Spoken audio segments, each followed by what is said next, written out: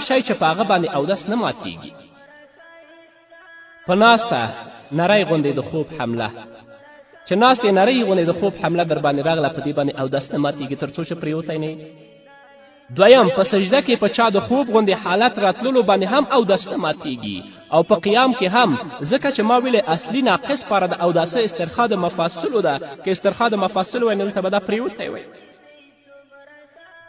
دریم، د اودس نه وروسته چې کومه زنانه خپل ماشوم ته تی او شودې ورکړي، په دې باندې هم اودس نه ماتیږي.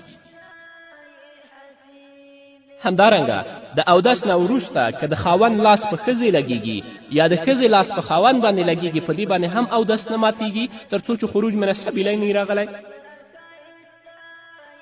همدارنګه د اودس کولو نه وروسته د نوکانو پرې کولو سره هم اودس نه ماتیږي.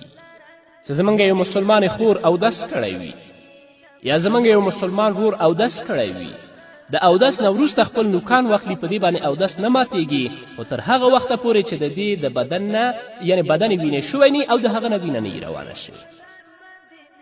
نو قدرمنو اوریدونکو، مسلمانانو ورونو او خویندو، اودس د مانځه دپاره کلي ده.